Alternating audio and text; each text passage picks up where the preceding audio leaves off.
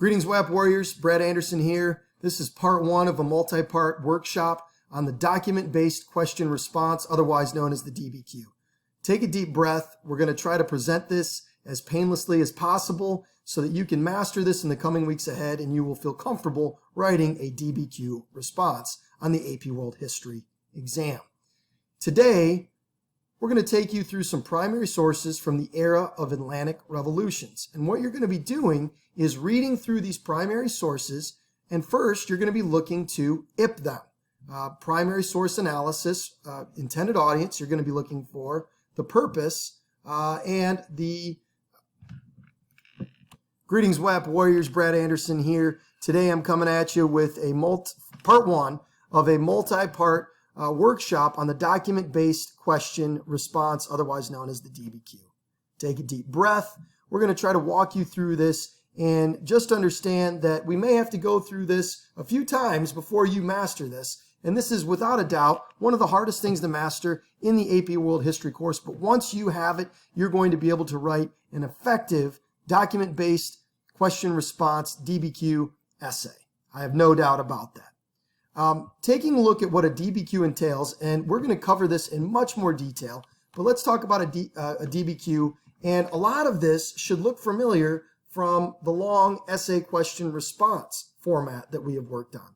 Here is a simple formula for success that we're going to link back to later on. Paragraph 1, you will provide contextualization, situating the essay within the broader historical context. You will write a thesis. Although X, A, B, therefore Y, responding to the prompt. A will be your first body paragraph topic sentence. And then this is where it gets a little bit different from the long essay question. You will then use 3 documents to support that topic sentence, which supports your thesis. And then you will go on to provide the intended audience, the purpose, or the point of view for those documents. Source analysis. Paragraph, second body paragraph will be point B from your thesis. Just like we've done before, you will use 3 documents to support that topic sentence, which supports your thesis. And then you will provide either the intended audience, the purpose, or the point of view for each document, thus providing source analysis. Your third body paragraph, you will provide evidence beyond the documents, using your deep well of historical knowledge that we have been building all semester and into this semester. Using, of course, specific evidence, know your terms. And in your conclusion, in paragraph 4, is to restate your thesis in a new and different way. That is the basic document-based question DBQ response. And we're going to be talking about it in much more detail next week on the Wednesday writing workshop. Today, I just have a simple exercise for you that we're going to walk through. We're going to start together, and then you're going to walk through on your own. To write an effective DBQ, the key, or one of the keys, is to be able to analyze a primary source.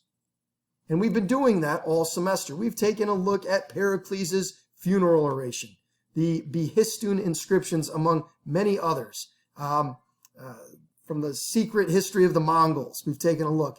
And so all of those documents that we've taken a look at, like Pope Urban's speech at Claremont, when we've analyzed those and we've taken a look and we've provided the intended audience, the purpose, and the point of view, we've simply been practicing for this moment, for the DBQ. So exiting out of this slideshow, I want to slide over to the DBQ Atlantic Revolutions documents, which I have tried to make this as simple and straightforward so that you're seeing some documents that you've maybe seen before and other documents that I think you should familiarize yourself with. First and foremost, we're going to be reading through Patrick Henry's St. John's Church speech of 1775, where he famously said, but as for me, give me liberty or give me death. Then we'll be looking through and reading with a fine-tooth comb excerpts from, not the entire, U.S. Declaration of Independence, July 4th, 1776, the greatest breakup letter of all time, as I call it. So we'll be taking a look at a majority of that. Then we'll be taking a look at the Constitution of the United States of America, or at least parts of it. the preamble, and then amendments 1 through 10 to familiarize ourselves with those. And then we'll be taking a look at the Declaration of Rights of Man, authored in 1789 and approved by the National Assembly of France in 1789 during the French Revolution, an important document that I've seen on past AP World History tests in a variety of formats.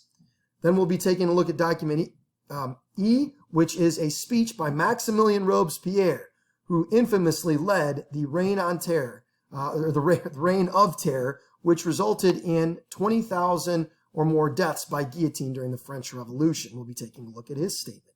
And then we will look next at Elizabeth Cady Stanton and Lucretia Mott's Declaration of Sentiments from the Seneca Falls, New York, 1848 Women's Rights and Issues Convention. And so we'll be taking a look at excerpts from that, a large majority of that. And then the final document we will take a look at is from Lincoln's second inaugural address. And this is something that you'd probably more likely see on an APUSH exam, but I thought it was a nice way to tie in the elements of the Atlantic revolutions, simply because, quite frankly, this nation could probably do well to reread the words that our revered Abraham Lincoln wrote so many years ago.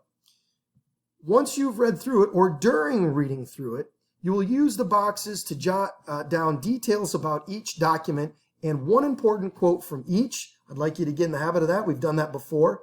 And then I'll also IP each document, providing the intended audience, the purpose, and the point of view. That's all I want you to do today. Read through the documents and know this. Typically, on a DBQ, the documents are not this long. They might be a graph, a map, an excerpt, something fairly short. I'm giving you a little bit more today to condition you, to build your endurance and your stamina in regards to primary source reading. So I know this isn't easy stuff, but I also believe these are very important documents. And it's going to help us when we go to write about the evaluating the extent to which the Atlantic revolutions were successful in meeting the goals of their respective revolutions. Here are the spots for 6 documents. I plan on using hopefully all of them eventually when we go to write this DBQ next week. So for today, your task is to read through these carefully, and some of them we will read through together. And then complete this document so that when we meet again in the writing workshop, we will be able to get right to it, to the actual writing of the DBQ using these documents. So if you have any questions about these documents or comments, make sure you bring them with you to class tomorrow or the next time that we meet, and be prepared, having read these and analyzed them, and jot down important details about each document. And there you go. There's lesson number 1 in a multi-part workshop trying to master the document-based question response, the DBQ. We'll see you next time, and thanks for tuning in.